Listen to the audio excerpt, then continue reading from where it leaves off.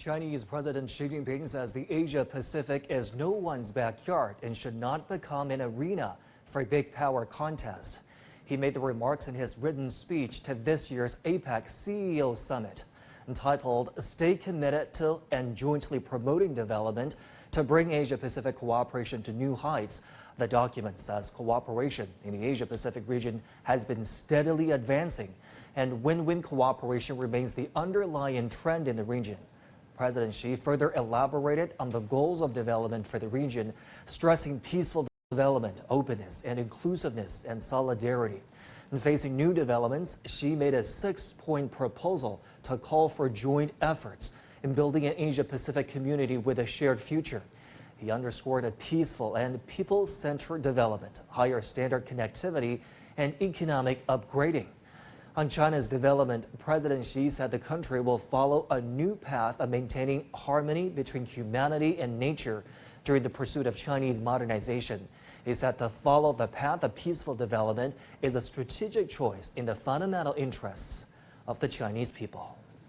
And for more analysis, I'm now joined by Liu Zhiqin, Senior Research Fellow at the Chongyang Institute of Finance at Renmin University of China. Mr. Liu, welcome to Asia Today. What is your main takeaway from President Xi's statement? I'm deeply impressed by his speech because President Xi Jinping has made already the new speech in G20, and now he made another speech in the APEC CEO conference. This is a very important speech, send the signals to the whole world global market. I think 3 points should be emphasized to pay great attention. The first, Xi Jinping has made a recall of the history in the Asian countries because of the, as he said, the conflicts, confrontations, and caused by some big superpowers in this area. They bring this poverty and the disease, uncertainties and disabilities, and also they made some turmoils and turbulences, wars, cold wars even. So this area is very special, especially for those big powers, imperialism or colonialism. They have struggled there. They made this area in a disaster for some time. And also, secondly, he made asked the whole world, and especially the Asian countries, to learn the lessons and experiences from the past and draw attention to avoid any new Cold War and new problem dispute.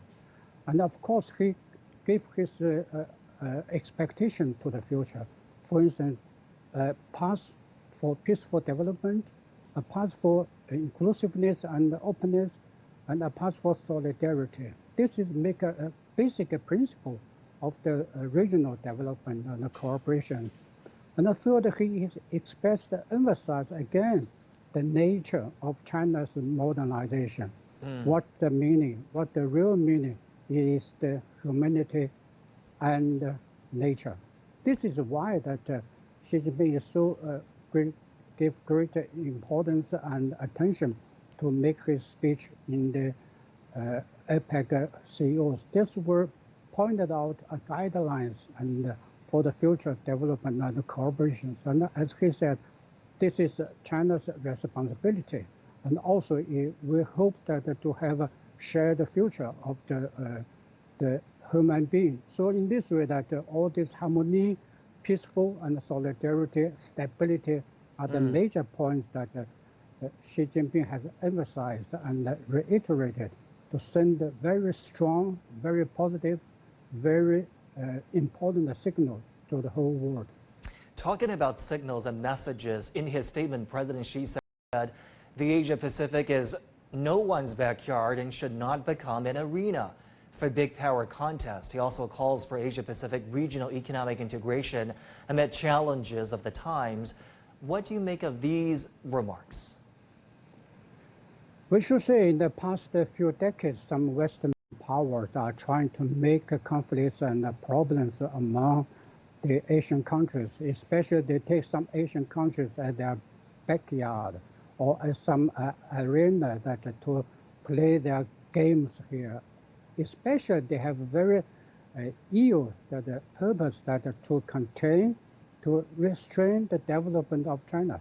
For instance, for some conflicts in the regional sea area or some territorial area, even in the economic development, for instance, the Belt and Road Initiative, they all try to make troubles, try to smoking China's initiative that as a disaster for the regional problem. So that's why that we say that Asian countries is no more backyard of these big powers. All the powers should take their own responsibilities.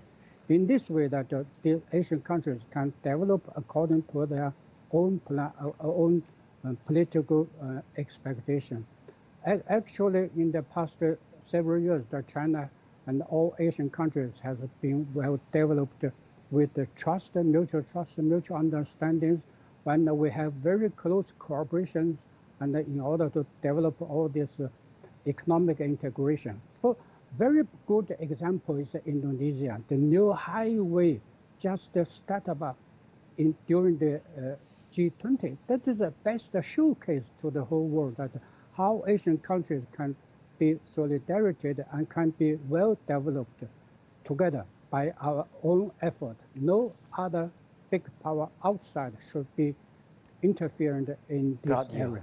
Got you. Mr. Liu Zhiqin with the Chongyang Institute of Finance at Renmin University of